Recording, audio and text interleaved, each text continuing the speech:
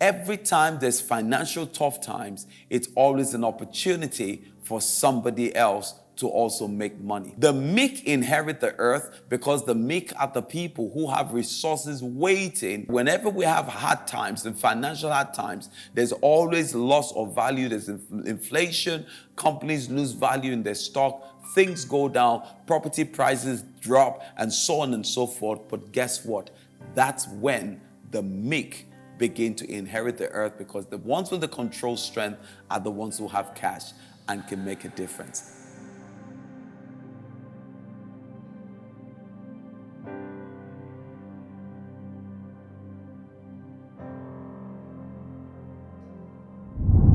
Hi, I'm Daniel Mateola, and welcome to Eyesight, Insight, and Foresight. My videos offer you insights on what's happening in the now, so that you can have foresight for what is to come and know what you ought to do. You know, the Bible talks about the sons of Issachar in 2 Chronicles 12:32. It said they had an understanding of the times and the seasons and knew what Israel ought to do.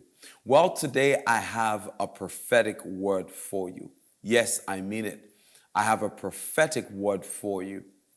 About a couple of months ago, the Lord began to speak to me about perilous times that were coming. But at that time, it didn't really come so much as the full picture of what was coming.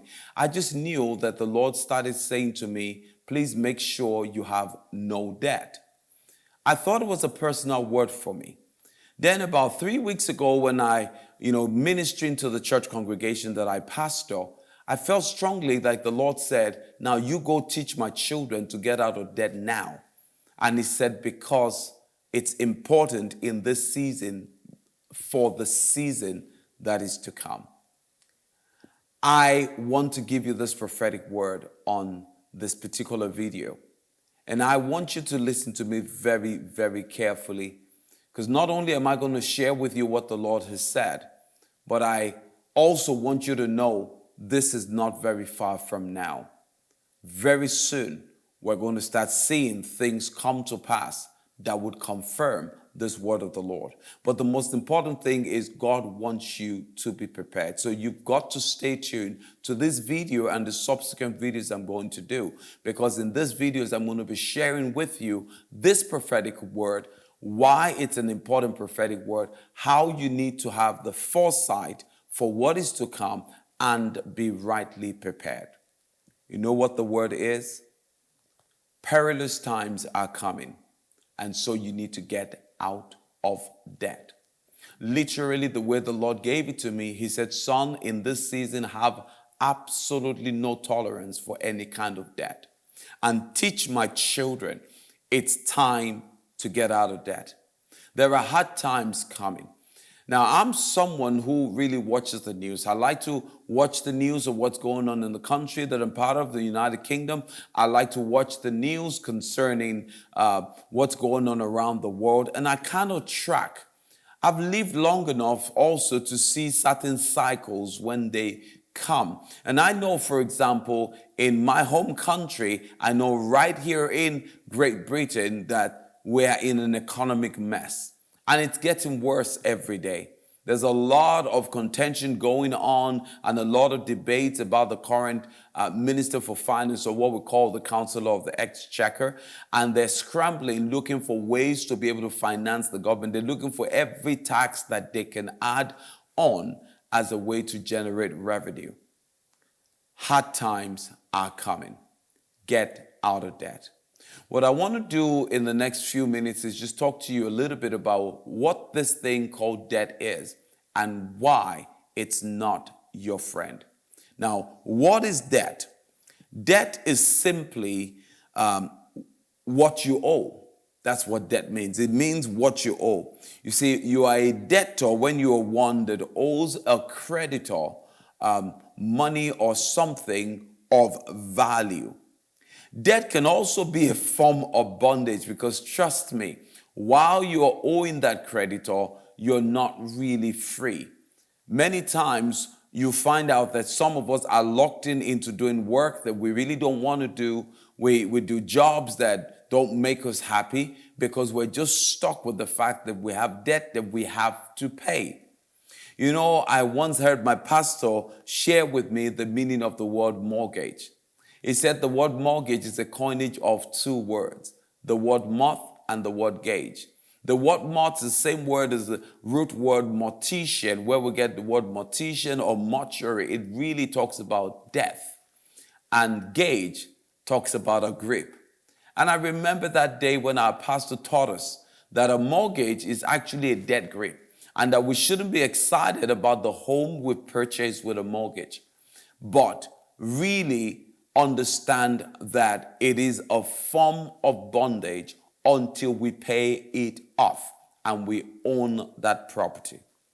He said the only kind of mortgage that is not a debt grip is when you get a mortgage for an investment property, and that mortgage actually helps you to generate money, so it becomes an investment. Stay with me. Now, with that said, I want you to know that not every debt is bad debt. There is good debt and there is bad debt. You've got to know the difference between the two. It's good debt when it's debt that has the potential to bring you revenue. Like you go and you borrow money to do a building construction or development where you're going to build and then you're going to sell and make a profit. That's good debt. Well, if you're taking the debt to buy a car or a number of cars and you're going to be running some sort of minicab service or executive car service chauffeurs, that's good debt. It's bad debt when you borrow money for something that you're just going to consume. It's bad debt when you borrow money to buy that big screen television. When you use your store card to buy clothes and you're buying fashionable clothes that make you happy for the moment, but the truth is when it comes to paying off that money you owe, you're not really going to be happy paying that money. It's bad debt when you use money to purchase something that is a depreciating asset, or should I use the word liability? In other words, it takes money away from you and it does not bring money to you. And that helped me to understand what my pastor used to say to us then, that your mortgage of the house that you live in is actually not good debt, and it's not an asset that you purchase. Why? Because the house you live in is constantly taking money away from you and not really bringing money to you. You pay the mortgage, you pay all kinds of taxes, all kinds of insurance, and, pay all kinds of utilities, just so many different bills that come with owning a property. So now with that said, I want you to now know that I want to focus on bad debt, not good debt. God says it's time to get out of debt. Now, before I go into the whole issue of getting out of debt, I want to really just share with you how we get into this debt. How did you get into debt? If you're listening to me right now and you have debt that is manageable, that's great. Maybe you owe a certain amount of money, I don't know, $600, $700, or even £1,000 or dollars, but you know that you make enough income that you can pay it off at the end of a month, or you can spread the payment into 2 or 3 months and clear it off. That's not a problem. It's an issue and a big deal when you have debt that you're struggling to make the minimum payments. Even if you can make the minimum payments every month, how many of you know that when you do that, you would never get out of debt, provided you keep using that form of credit, whether it's a credit card or a loan? And even if you stop using it, many times the interest rate is so high that the minimum payment you're making, the highest percentage of it is just going into paying your interest, and very little bit of it is paying the capital that you owe. So you find yourself for many, many, many months paying, but the debt itself not reducing. Now, we get into debt sometimes because we have to borrow. Sometimes we don't have a choice. There's something you've got to do. Let's say your car's broken down, the car is really in bad shape, and you need to go to work. So you need to get a car with some sort of finance. You just can't avoid it. There are other times when health-related challenges can cause you to go into debt. For example, I lived and I pastored in the United States of America for close to a decade. And during that period, I had to have medical insurance for health-related challenges. Why? Because if you have health problems and you have to go to a hospital without health insurance, it will cost you a lot of money. And I remember then, among the congregation that I pastored, that the fastest way for many people to get into debt then was through health-related challenges. So sometimes we get into debt because we just can't avoid it. But there are other times that we get into debt because we are making bad decisions. We are making foolish decisions. There are times when we borrow out of lack of discipline. We just don't understand that we don't need to have certain stuff.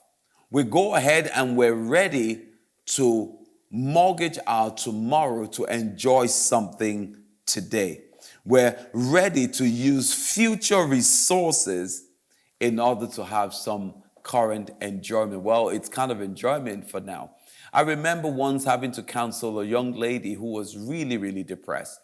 And I spoke with her and she shared with me why she was depressed. She said to me she had a lot of financial challenges. So I asked her, what do you owe and how come you owe this money? And then she told me the big chunk of what she owed, about 8,000 pounds, was because she decided to go on a luxury 2 weeks, or was it 3 weeks? I can't remember now, holiday. And I said, why did you spend that much? She said, well, because, I'd just broken up with my boyfriend. I was really upset. I was hurt. And so I decided to make myself happy. So I went and I purchased this really expensive holiday. And I also spent quite a bit of the money doing some shopping while I was on the holiday. So I said, okay, great. So in order to get over something that was affecting you emotionally, you've gone and you've now created a worse problem. Now you're dealing with depression. Why? Because you made a really bad decision. Now you may be listening to me and you may be saying, oh, but you don't understand. Sometimes we're in that kind of position where we need to make the bad decision. Well, it really doesn't matter now how you got into debt. What matters now is you need to get out of this debt. In subsequent videos that I'm going to do, I'm going to be talking to you a lot about practical ways that you can get out of debt. I'm also going to be talking to you about the supernatural aspect of debt cancellation, which is debt freedom. But for this particular video, I just really need you to hear my heart. God is saying, perilous times are coming. I don't know what country you live in, where you're watching me from, but I have a sneaky suspicion that many nations in the world will be affected by this. At least 100%, I am sure that Great Britain, where I currently reside, will be affected by this. And God is saying, get ready, get ready, get ready. Get yourself out of debt so you'll be able to handle what is coming ahead. Now, very quickly, I want to talk to you about a concept called delayed gratification. What is delayed gratification? This is the ability to resist an immediate reward in favor of a more valuable or long-lasting reward in the future. It's delayed gratification when you prioritize your long-term financial goals over your short-term pleasure.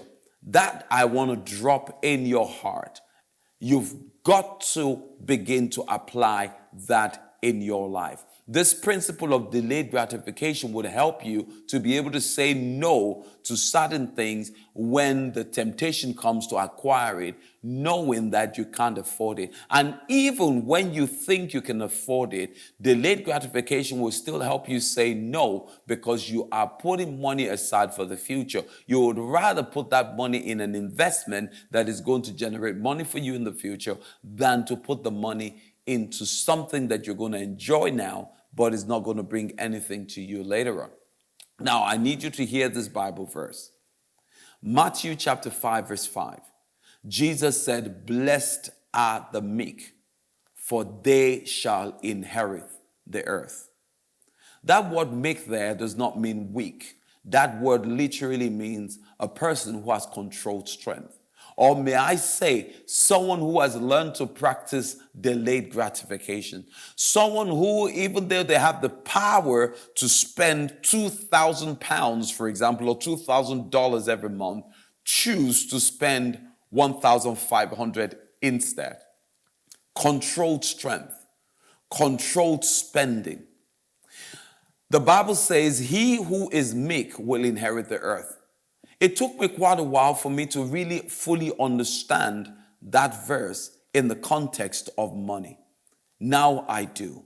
If you have controlled strength or meekness when it comes to handling money, it means you will always have something set aside, because guess what? Every time there's financial tough times, it's always an opportunity for somebody else to also make money. The meek inherit the earth because the meek are the people who have resources waiting. Because remember, whenever we have hard times and financial hard times, there's always loss of value. There's inflation. Companies lose value in their stock. Things go down. Property prices drop, and so on and so forth. But guess what?